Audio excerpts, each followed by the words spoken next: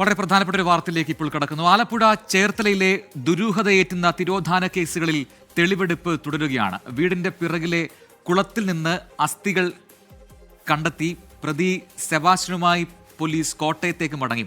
നേരത്തെ പള്ളിപ്പുറത്തെ വീട്ടുവളപ്പിലെ തിരച്ചിലിൽ അസ്ഥിഭാഗങ്ങളും കൊന്തയും വസ്ത്രങ്ങളും കണ്ടെടുത്തിരുന്നു. റാഫി കരീം ആലപ്പുഴയിൽ നിന്ന് ചേരുന്നു കൂടുതൽ വിവരങ്ങളുമായി. റാഫി, സെബാസ്റ്റ്യനുമായി ഇപ്പോൾ അവിടെ നിന്നും പോലീസ് മടങ്ങി എന്നാണ് ഇപ്പോൾ മനസ്സിലാക്കുന്നത്. പക്ഷേ കൂടുതൽ അസ്ഥിഭാഗങ്ങൾ കുളത്തിൽ നിന്ന് കണ്ടെടുത്തു എന്നൊരു പുതിയ വാർത്ത അല്പസമയം മുമ്പ് പുറത്തു വന്നിരുന്നു. അപ്പോൾ അടിമുടി ദുരൂഹതയാണ് ആ വീടും പറമ്പും. വിവരങ്ങൾ എന്താണ്?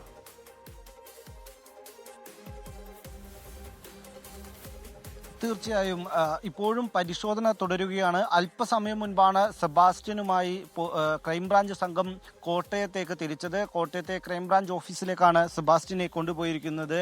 അപ്പോഴും ഈ വീടും പരിസരത്തുമുള്ള പരിശോധനകൾ ക്രൈംബ്രാഞ്ച് സംഘം ാണ്. ക്രൈംബ്രാഞ്ച് SP-യുടെ നേതൃത്വത്തിലുള്ള സംഘമാണ് ഇപ്പോഴും പരിശോധനകൾ തുടരുന്നത്.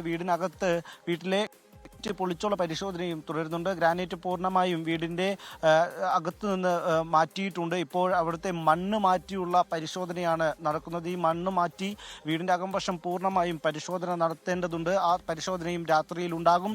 ഒപ്പം തന്നെ വീടിന് പരിസരത്തുള്ള കുളത്തിൽ നിന്നാണ് ഇപ്പോൾ ഒരു അസ്ഥിയുടെ ഭാഗം കണ്ടെത്തിയിരിക്കുന്നത്. ഇന്ന് രാവിലെ മുതൽ നടത്തിയ പരിശോധനയിൽ വിവിധ ഇടങ്ങളിൽ നിന്ന് ശരീരത്തിന്റെ അസ്ഥിഭാഗങ്ങൾ കണ്ടെത്തിയിട്ടുണ്ട്. എന്തായാലും ഈ അസ്ഥികൾ ഇന്ന് പൂർണ്ണമായും ശേഖരിച്ചിട്ടുണ്ട്. ശാസ്ത്രീയ പരിശോധനകൾ നടത്തുക എന്നുള്ളതാണ് ഘട്ടമുള്ളത്. ഇപ്പോൾ ഈ കുളത്തിൽ നിന്ന്